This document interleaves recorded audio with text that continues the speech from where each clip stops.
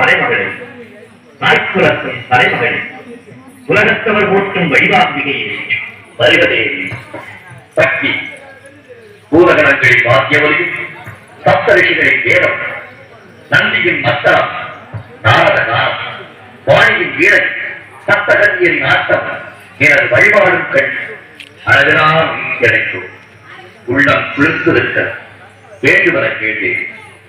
எங்கும் நிறைந்த பரப்புரே என்னாய் பணியாள் வேண்டுகோள் தாங்கள் சரி செய்துவிட்டு என் விண்ணப்பத்திற்கு சுஷாய்க்க வேண்டும். அனைத்து உணர்ந்தவள் ஆத்திரப்படும்படி ஏதும் கேட்க மாட்டா என்பது எனக்கு தெரியும். பிள்ளைகள் வளர்ந்து ஆளாகிவிட்டால் பெற்றோர்களுக்கு கட்டுப்பட்டவர்கள் தான். ஆண் பிள்ளையாக இருந்தால் அங்கிய காலம் வரை பெற்றோருக்கு கட்டுப்பட்டான். பெண்ணாக பிறந்து விட்டால் பருவம் அடைந்த பிறகு மற்றொருவருக்கு மாறிவிட்டு விட்டால் கணவனுக்கு தான் கட்டுப்பட்டான். மற்றொருவருக்கு மாறிவிட்ட பின் பெற்றவர்களை அந்த பெண் மறந்துவிட வேண்டியதுதான். சுற்றி வளைத்து நீ எங்கு வருகிறாய் என்று எமக்கு புரிகிறது. சுருக்கமாக சொல்.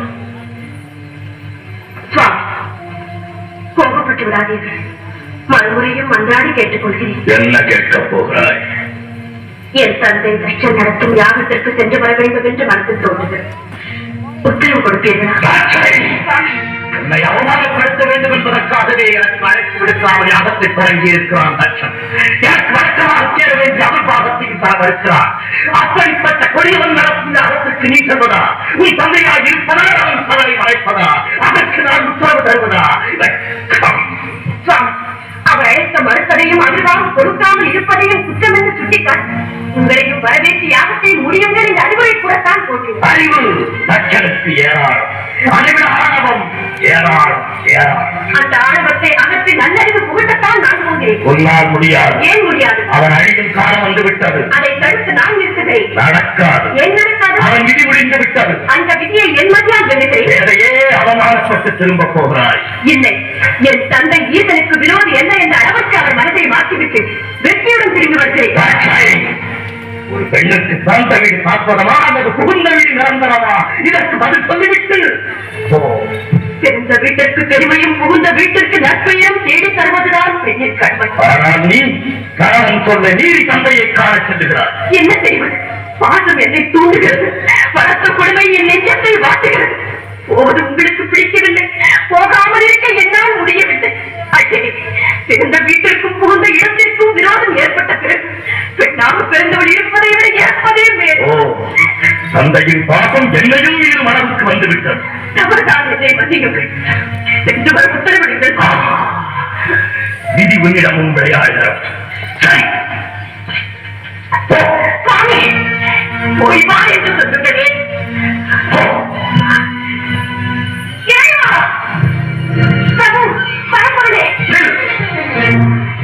எங்கு வந்தாய்? எதற்காக வந்தாய்? எந்த முகத்தோடு என்னை பார்க்க வந்தாய்? என்னை மன்னித்து விடுங்கள். பெண் புத்தி பின் புத்தி என்ற சொல்லுக்கு இலக்கணம் கண்டுவிட்டேன். பாசத்திற்காக சென்று பலனை அனுபவித்து விட்டேன். போதும், நான் அனைத்து மருந்து அடியாரை ஏற்றுக்கொள்ளுங்கள். உன்னை இனி நான் ஏற்றுக்கொள்வதா? யார் நீ? நான் யார் என்பதை கூடவா மறந்து விட்டீர்கள்? நினைத்தாலும் நினைவிற்கு வரவில்லை. உங்களிடையே கதம் என்று நம்பி வந்திருக்கும் என்னை சோதித்து விடாதீர்கள். ஏற்றுக்கொள்ளுங்கள். என் சொல்ல மீறி என் வாய்ப்படியை கலந்த போதே என் மனைவி இறந்து விட்டார். என் பரம எதிரி தச்சனை மகள் தாட்சாயணி தான் இப்போது வந்திருக்கிறார். இனி ஒரு முறை என்னை தச்சன் மகள் என்று சொல்லாதீர்கள். அவர் எனக்கு தந்தை மன்ன, நான் அவருக்கு மகள் மன்ன என்று ஊரடிய சொல்லிவிட்டு அவர் யாரும் முடியாமல் போகட்டும் என்று தவித்து விட்டு வந்தேன். உற்சாகமாக ஒன்று செய்யார். என்னால் ஏவப்பட்டிருக்கும் வீரபத்ரன் இந்நேரம் தச்சனை பழிவாங்கி யாகத்தையும் அழித்திருப்பார். எப்படியோ தொலையட்டும். என்னை பொறுத்தவரை தவறை உணர்ந்து விட்டேன். மன்னித்தேன் என்று ஒரு வார்த்தை சொல்லுங்கள். மனதால், வாக்கால், காயத்தால், முக்கால் உனக்கு மன்னி மன்னிப்பே கிடையாது. போட மாட்டேன்.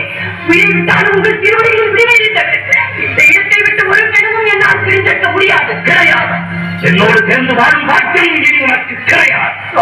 சோதித்தது போதும். இனி வேதனையை என்னால் காண முடியாது. ஏற்றுக்கொண்டு பக்தி நிலைமை மறந்து தக்கன் மகன்ற பாசத்தால் தவறு செய்து விட்டாய். இதற்கு தக்க தண்டனை நீ என்னை புரிந்திருக்க வேண்டியது. தவறு செய்வது மனித இனம், மன்னிப்பது தெய்வீக குணம் என்று உலகத்தையே உபதேசம் செய்த தாங்களாய் இப்படி பேசுகிறீர்கள். உன் தவறுக்கு மன்னிப்பே கிடையாது. போ. அப்படி உபயோகித்து விடாதீர்கள். எதை பிரிந்த தனிமையில் இருக்க வேண்டாம். உன் துறையில் எனக்கு தேவையில்லை. உலகில் இனி நாமே தனித்து இயங்கிக் கொள்வோம். உறுதியாகத்தான் சொல்கிறீர்களா? இறுதியாகவும் சொல்லுகிறேன். எங்கே என்னை பார்த்து இரு முறை சொல்லுங்கள். உன் உலகத்தை பார்க்கவும் தயாராகில்லை. ஈசனே, என் துறையின்றி உம்மால் ஒரு காலம் தனித்து இயங்க முடியாது என்பதை நன்றாக நினைவில் வைத்துக் கொள்ளும். சக்தி ஆயுதத்தால் அழியாதே. சர்வம் சிவமயம். சப்த ரிஷிகள், பூதகணங்கள் மற்றும் உங்கள் சகாக்கள் அனைவரையும் அழைத்து கேளுங்கள். சக்தி இல்லையே சிவனில்லை என்று தக்க பதில் கூறுவார்கள். தகாத வார்த்தைகள் பேசாதே. சிவன் தான் உலகில் சிறந்தது. இல்லை, சக்திதான் உலகில் உயர்ந்தவள். சிவம் இல்லையே சக்தி இல்லை. சக்தி இல்லையே சிவம் இல்லை. சிவம் தான் பெரிய. சக்திதான் பெரிது.